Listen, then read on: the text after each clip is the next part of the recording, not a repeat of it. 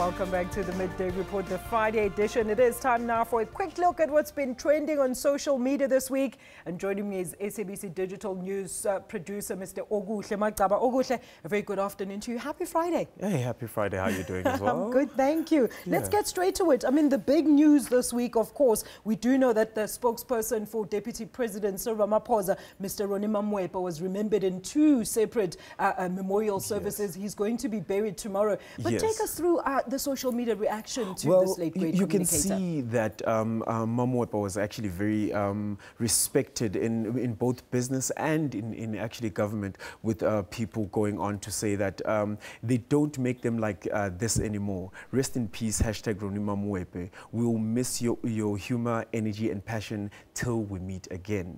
And then we've got Ayanda Dlodlo, who says, my condolences to the family of Roni Mamwepe, a dedicated servant of people who served with distinction and loyalty. And then we have Kanye Dlomo, obviously, who said, a sad farewell to an outstanding soul. Rest in peace, love, light, hashtag Roni Mamwepe. God's comfort and love to the Mamwepe family. And you can see, like, with all of those things, people within government and within business really respected. And even in the media space, I mean, he was the main person that you talk to if you want to get any interviews with the government department. I mean, he's definitely going to be missed. So I'm guessing we're going to see more reactions tomorrow during his funeral as well. Yes, and it's cool because another thing is that President Jacob Zuma said he gave it a provincial, special provincial exactly. Funeral, so that's another. He was that type of man. He is of that magnitude as well. Absolutely. I mean, I know that a building is going to be named after him at GCIS as well. So we do know that he was quite an honourable man. Let's look at other big news trenders this week. Of course, the members of the Black First Land First on Thursday disrupted those discussions on state capture that were held by Amapungane. What's going on here, Oguhle? Well, what are people saying on Twitter? Amapungane had a briefing, or it was a sitting yesterday, and BLF apparently stormed in and they disrupted the whole sit-in.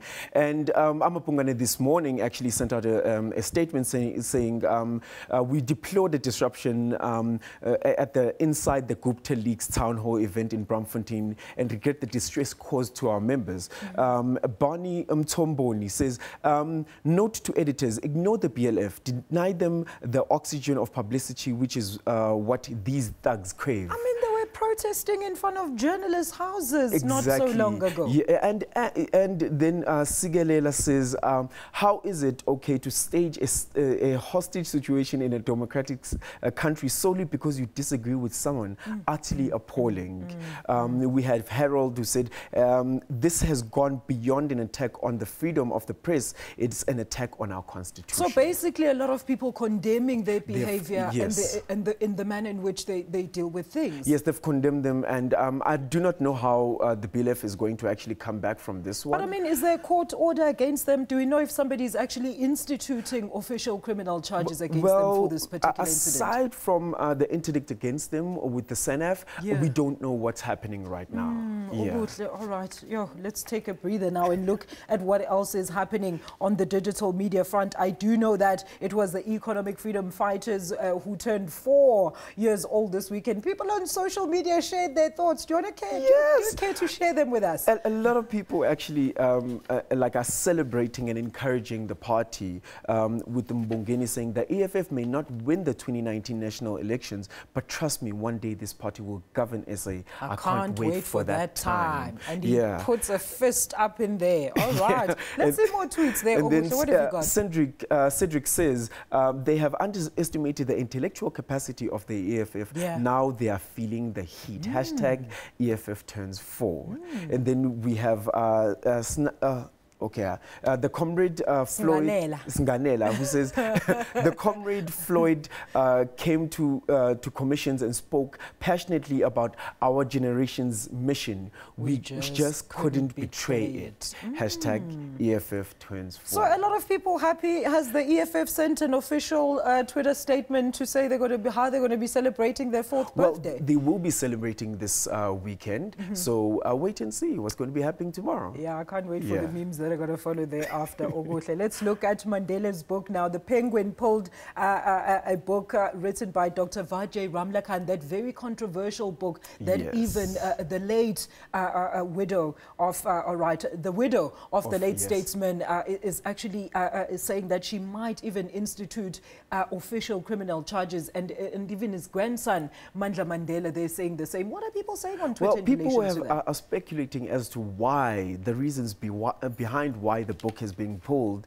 There's Tabu who says, Grusha gets Mandela book banned, Winnie loves it. Thanks the writer, Winnie, not Grusha, held that as hand when he died. Real issue? So it's like a question of what is actually the real issue? You know? So, and then Shilia says, is it jealousy creeping in because it is revealed that Winnie spent all her time with Mandela during his last day?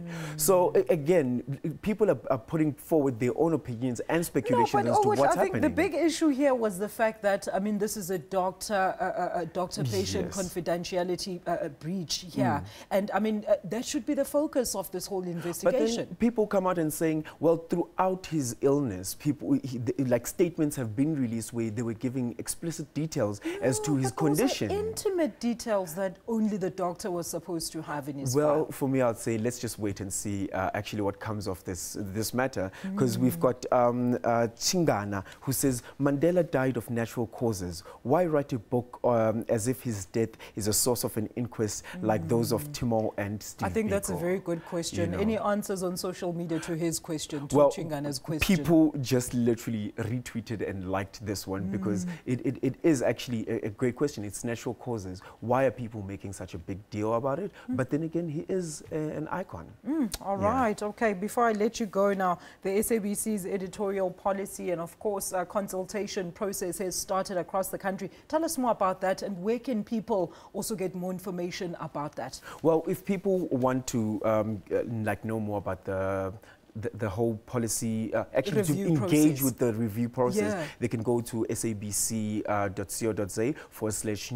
and they'll actually find, even on Twitter and Facebook, there's a lot of cards that are put up and links that people will actually get access to the old one and the new one, and actually be part of the review process. All right, give that URL once again, Oguhle, before I let you go, so that these people, our viewers, have all the correct information.